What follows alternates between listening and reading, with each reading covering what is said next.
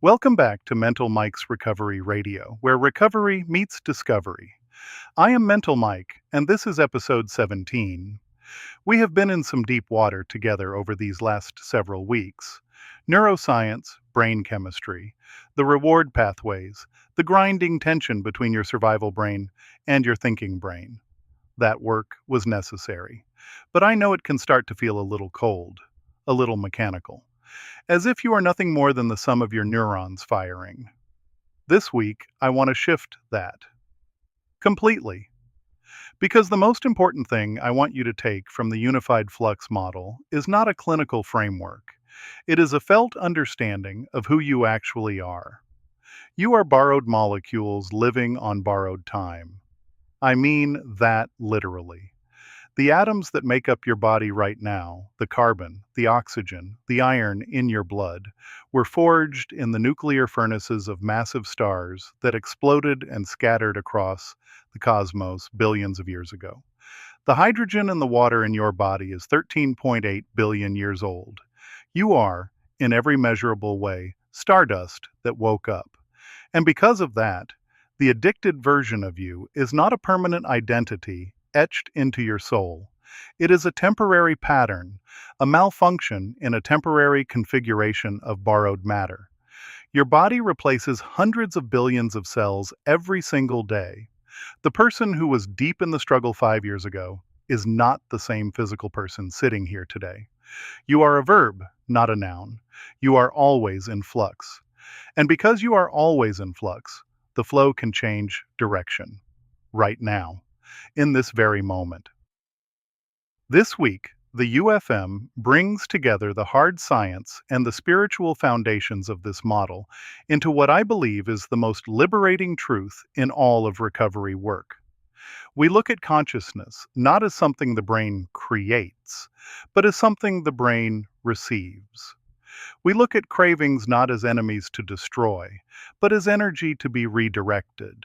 And we look at your choices through the lens of quantum possibility, where every single moment holds both futures in potential, and your conscious decision is what makes one of them real. And today, I want to introduce you to Caleb. Caleb's story sits right at the heart of what Week 17 is asking you to receive. Because Caleb spent years believing that what he had done and who he had become were permanent, fixed, unchangeable. And what shifted everything for him was not a technique or a tool, but a truth. The truth that he was not defined by the pattern, that the pattern itself was temporary, and that the consciousness beneath it, the signal beneath the static, had never been corrupted at all. Caleb's journey maps directly onto the most profound shift the UFM offers. And I believe his story will speak to something deep in you today. So settle in. Let yourself be still for a moment, and let's go deeper together. Welcome back. We looked at the foundations of Mental Mike's Unified Flux Model, the UFM, and then we spent 2 weeks navigating some seriously heavy neuroscience. Yeah, the reward pathways, the whole dopamine system. And that constant battle, that grinding conflict between your ancient survival hardware, the limbic system, and the sophisticated but fragile wiring of your prefrontal cortex. And that deep analysis, that look at the brain chemistry, it was absolutely necessary. But, we get the feedback. Sometimes it can feel a little cold. A bit mechanical. Yeah, mechanical, maybe even deterministic, as if you're just the sum of your neurons firing. Sure. So this week, we're making what I think is the most important shift in the UFM framework. Okay. Our mission is to take all that hard physical science and really integrate it with the profound spiritual and philosophical foundations of the model. This is where the liberation happens, right? Mm-hmm. We're going to show that the rigorous world of brain chemistry and the expansive world of consciousness, they're not competing ideas. Not at all. As Mental Mike puts it, they're just two different languages describing the exact same profound truth. And that truth, the core concept for this week's work, is just so liberating for anyone in recovery. It is. It's this. You are borrowed molecules living on borrowed time. Once you truly internalize that fact, the entire framework of addiction just shifts. Mm-hmm. It shifts. It's no longer a permanent identity etched into your soul. Or a moral failure that defines you forever. Exactly. It becomes what it actually is, a temporary malfunction in a temporary configuration. I love how Mike can take this, potentially heavy existential idea and reframe it into a source of immediate power. It is absolutely transformative because you are fundamentally a dynamic process. Yeah. You're a verb, not a permanent noun. A verb, not a noun. I like that. And because of that, the shame, the past mistakes, the neurological ruts that addiction carved out, none of it is permanent. If everything about you is in flux, then the flow can change direction. And it can change right now. In this very moment. Yeah. That understanding is the absolute key to having agency in your recovery. Okay, so let's unpack this concept of borrowed existence first. Because the science behind it is it's incredible. It really is. When we say borrowed molecules, we're not being metaphorical. This is hard physical fact. We truly are. I mean, think about the atoms that make up your body right now. The carbon, the oxygen, the iron in your blood. Where did they come from? They were forged in the deepest processes of the universe. The hydrogen atoms in the water in your body are 13.8 billion years old. They were created just moments after the Big Bang. So we're literally stardust. Exactly, stardust. And the heavier elements, the stuff that makes up your bones and your muscles, they were synthesized in the nuclear furnaces of massive stars. Stars that exploded in supernovae, scattering that material across the cosmos.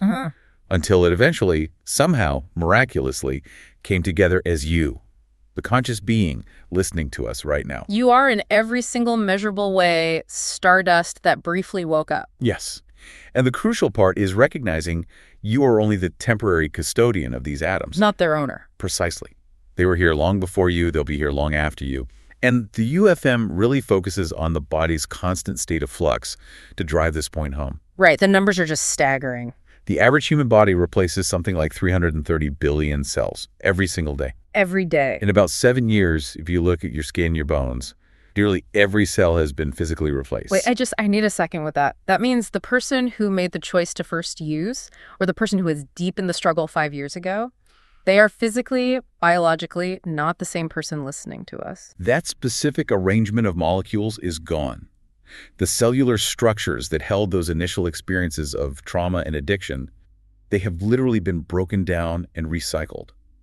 That fact alone should give you immense relief from the weight of a permanent identity. You're always rebuilding the ship while you're sailing it. Always. Now let's connect that physical impermanence to the borrowed time dimension. Our lifespan, even a long one, 80, 90 years. It's just this terrifyingly brief flicker against the cosmic timeline. It's less than 1/1,000,000% of the universe's history. And this raises a really uncomfortable but essential question for recovery. Which is? Mike defines addiction as a temporal eddy. It's a place where consciousness gets stuck in these repetitive destructive loops, and it consumes a massive percentage of your finite borrowed time. We hear it all the time, 5, 10, 20 years, just gone, lost to the cycle. And that time is so precious, and it's non-renewable. But, and this is important, the UFM insists this isn't meant to cause shame. It's meant to create clarity, urgency. Absolutely. The past is fixed. Those past choices are gone with those past selves. The liberation comes from realizing that every single moment you have left right now is a new, unspent opportunity to redirect that incredibly precious, borrowed energy. Okay, so let's zoom out a bit. If we're just this temporary arrangement of ancient matter, where does me fit in? Subjective experience, consciousness, what philosophers call the hard problem. Right. How does physical stuff create subjective experience? The Unified Flux Model offers a really elegant proposal here. It bridges that spiritual concept of a universal self with the physical reality of the body. So the brain doesn't create consciousness. In the UFM, no. The brain is more like a biological antenna, a very sophisticated piece of hardware that receives and shapes consciousness from a vast unified field that permeates everything. Which ties into some wild ideas in quantum physics, like entanglement, the receiver, not the generator. That is the core insight. And here's the immense hope for recovery in that idea. If your essential nature is this vast unified consciousness, this infinite signal, then addiction is merely static in the signal. A temporary malfunction in the receiver. A malfunction in the receiver, not a corruption of your essential unitable nature. That sounds almost too good to be true. I mean, if the brain is just an antenna, why is that static so incredibly persistent? Why is it so hard to clear the signal? Because the physical hardware, the antenna itself, was heavily modified by the addictive substance. That static isn't a moral failing. It's a physical problem caused by a chemical manipulation. So you aren't a broken person. You are an expression of consciousness whose antenna just needs tuning, whose circuits need rewiring. The essence is fine, but the borrowed machinery is temporarily compromised. Which brings us right to neurological healing. Why is this idea of impermanence actually the solution, especially for healing the brain? Because impermanence fundamentally means change isn't just possible, it's guaranteed. We spent last week detailing PFC damage, dopamine dysregulation, and that can sound permanent. Yeah, it sounds like a life sentence. But Mike assures us that those dysregulations are only temporary configurations in borrowed molecules. So the neuroplasticity we talked about is flux made real. Exactly. The brain is not static. It is plastic. It is moldable. It's changeable your entire life. We have scientific proof that dopamine receptors regenerate, that new neural pathways can be built. The prefrontal cortex can heal. It can heal significant damage. Recovery, seen through this UFM lens, isn't a struggle against your nature. It's a skillful alignment with your nature. Given the right conditions effort, nutrition, connection healing is neurologically inevitable. Let's ground this. Let's revisit the neuroscience from last week with this new understanding. Those gut-wrenching cravings, the fire alarms from the limbic system. It's not a moral weakness, is it? Absolutely not. You have to remember what the limbic system is. It's ancient survival hardware. It evolved over hundreds of millions of years for two things: running from a tiger and finding food. That's it. And it's operating exactly as it was designed to. Perfectly. The misfire happens because modern substances are supernormal stimuli. Their chemical rewards thousands of times more intense than anything evolution prepared us for. So the craving is just ancient circuitry screaming, this is vital for survival. Even when you rationally know it's the opposite. It's the borrowed machinery misfiring, not you failing. Precisely. And what about the PFC, the executive control center that gets hijacked? That's the newest, most complex, borrowed gift from evolution. It is. It's fragile, yes, but it's also highly plastic. Mike often points to research showing measurable recovery in executive function in a surprisingly short time. Sometimes 3 to 6 months, if the person commits to sobriety and cognitive work. Every choice you make for recovery, every time you choose delay over gratification, you are literally rebuilding the neural architecture of that prefrontal cortex. You are actively reorganizing your borrowed molecules into patterns of freedom. Okay, let's shift into the practical application. The UFM uses two foundational laws of physics to govern daily recovery work. Let's start with the flow of energy. Right. This is where we apply the first law of thermodynamics, conservation of energy. Energy can't be destroyed, only transformed. And this is so fundamental to the UFM. It tells you that you cannot destroy cravings or trauma or emotional pain. They are energy patterns. The struggle to eliminate them is it's exhausting, and it's futile. So if I can't destroy the craving, what's the task? The task is not elimination, it's transformation. You learn to take that high-intensity energy, the energy tied up in shame or fear, and you redirect its flow.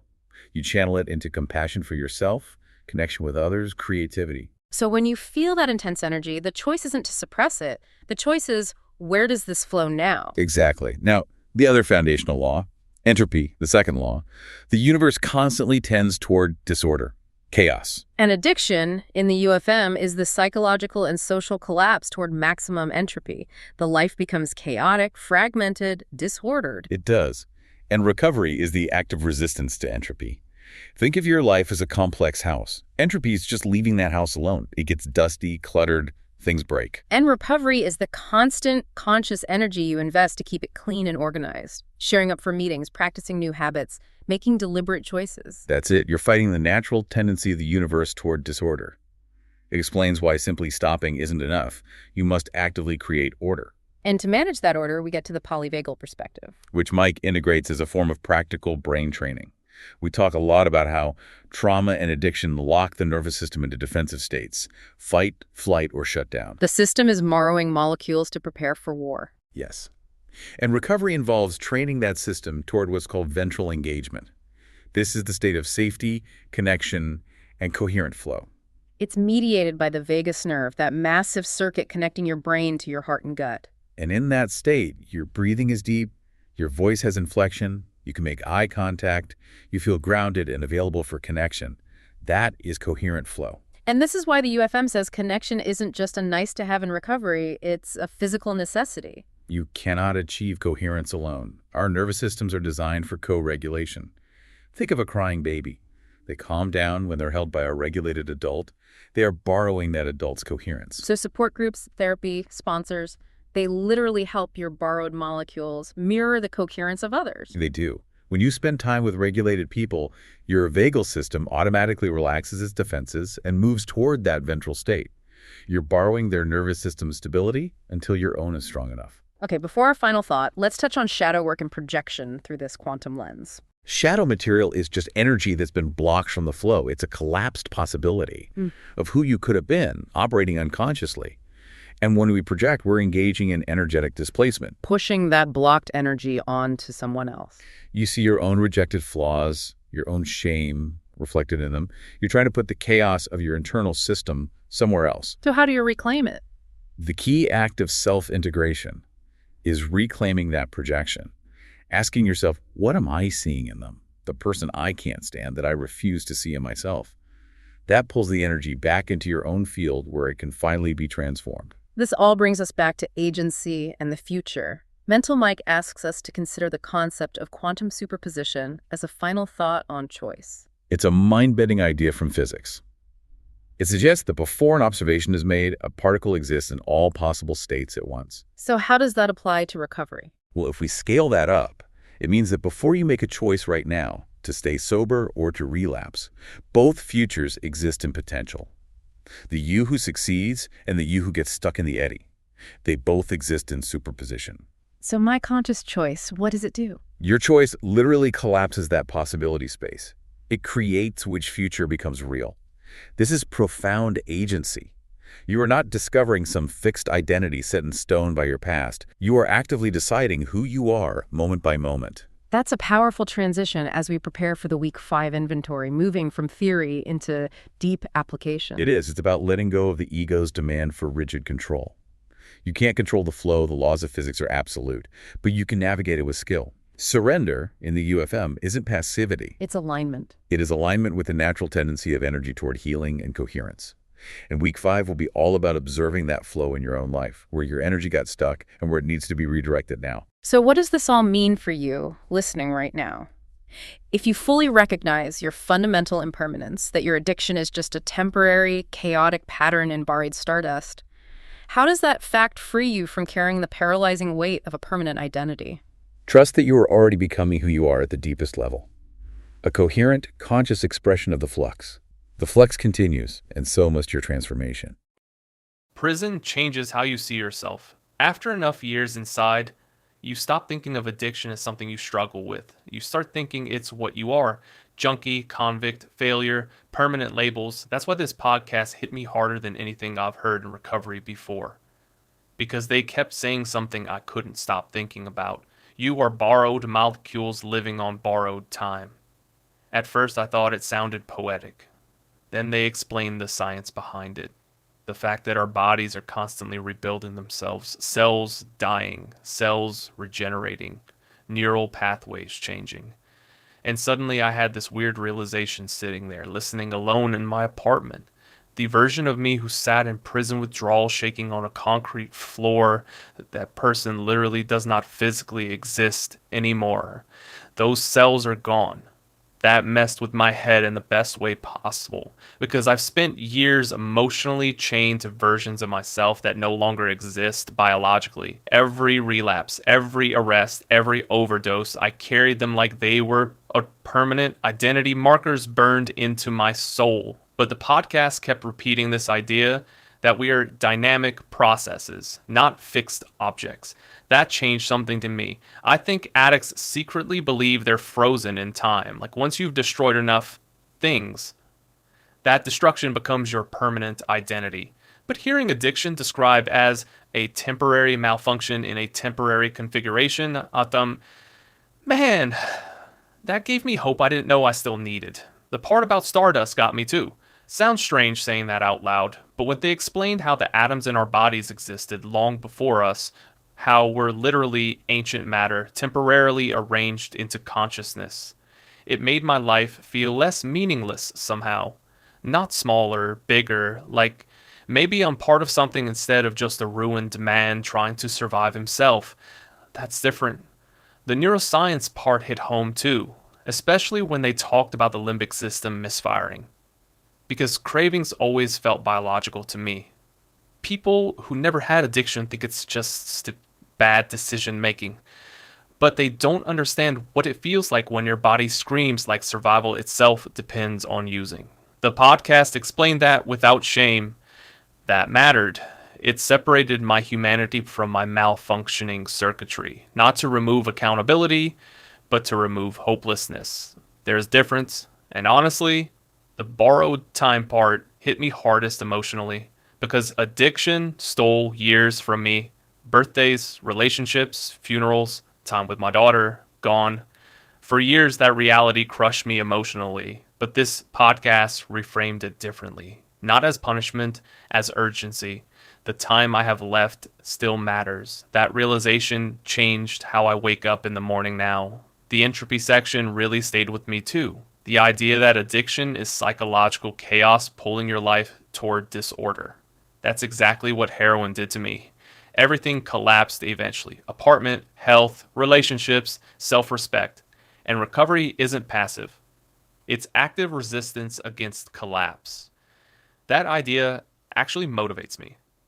Because now when I'll go to meetings, when I exercise, when I call my sponsor instead of isolating, I understand I'm consciously creating order inside my life again. That matters psychologically. The biggest thing I took from this episode, though, was realizing I don't have to stay emotionally loyal to old versions of myself anymore. Those versions were temporary arrangements too.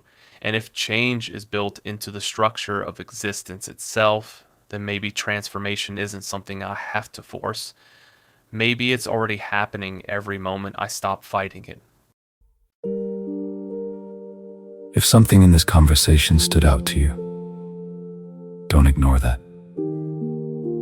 That's usually where the work begins. Recovery isn't about trying harder. It's about understanding what's actually happening and learning how to respond differently over time. If you're ready to take the next step, you can find resources, guidance, and support at soulrecoveryhub.com. Take what you heard today, sit with it, and keep moving forward. Copyright 2026, Mental Mike, all rights reserved.